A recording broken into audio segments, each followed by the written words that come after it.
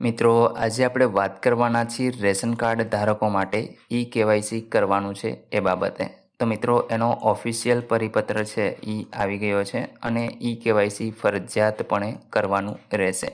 તો એના વિશે સંપૂર્ણ માહિતી તમને આ વિડીયોની અંદર આપવાની છે, તો વિડીયોને પૂરો જોવા વિનંતી.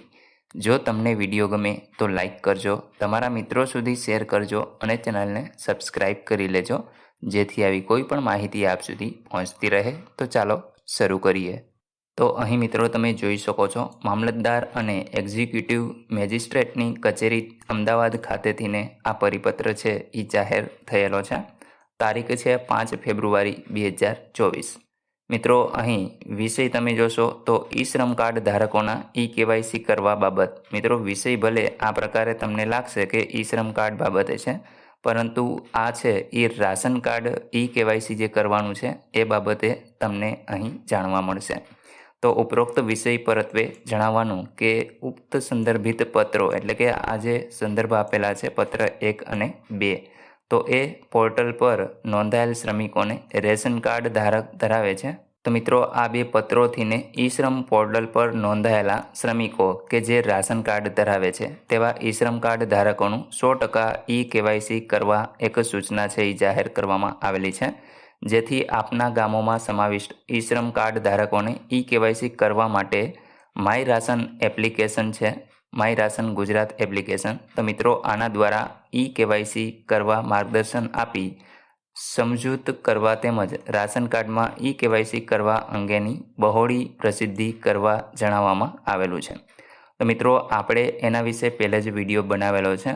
માય રાશનની અંદર તમારે કેવાયસી કઈ રીતે કરવું એની સંપૂર્ણ વિગત તમને એ વિડીયોની અંદર મળી જશે. તો એની લિંક હું તમને ડિસ્ક્રિપ્શનમાં આપી દઉં છું, ત્યાંથી તમે એને જોઈ અને જાતે જ કેવાયસી કરી શકશો.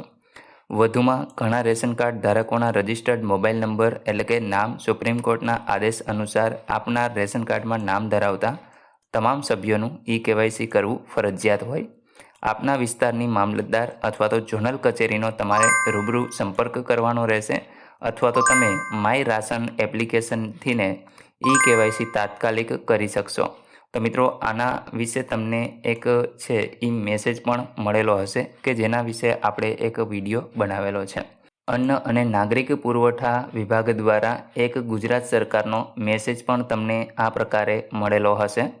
તેઓએ માય રાશન ગુજરાત એપ્લિકેશન મારફતે કેવાયસી કરવા માર્ગદર્શન આપી સમજૂત કરવા તેમજ રેશન કાર્ડમાં કેવાયસી કરવા અંગે બહોળી પ્રસિદ્ધિ કરવા જણાવવામાં આવેલું છે. અહીં તમે જોઈ શકો છો, મામલતદાર ધોલેરાની સાઇન પણ અહીં આપેલી છે.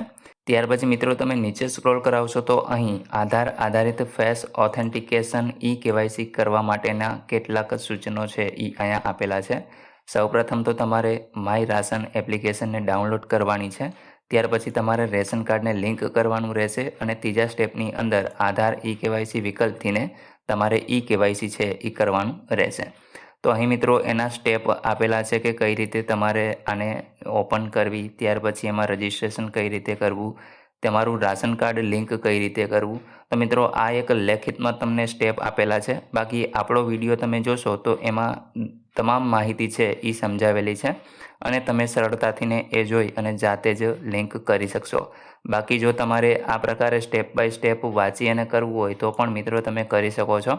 આ વિડીયોને તમે પોઝ કરી અથવા તો આનો સ્ક્રીનશોટ લઈ અને તમે વધુ માહિતી મેળવી શકો છો અને સ્ટેપને ફોલો કરી શકો છો. તો મિત્રો, આશા રાખું છું કે કેવાયસી કરવા બાબતેની તમને તમામ માહિતી મળી ગઈ છે. તેમ છતાં પણ કોઈ પ્રશ્ન હોય તો કોમેન્ટ દ્વારા પૂછી શકો છો. વિડીયોને લાઇક કરજો, તમારા મિત્રો સુધી શેર કરજો અને ચેનલને સબસ્ક્રાઈબ કરી લેજો, જેથી આવી કોઈ પણ માહિતી આપ સુધી પહોંચતી રહે. વિડીયો જોવા બદલ આપનો ખૂબ ખૂબ આભાર. મળીએ એક નવા વિડીયો સાથે. ત્યાં સુધી જય હિન્દ.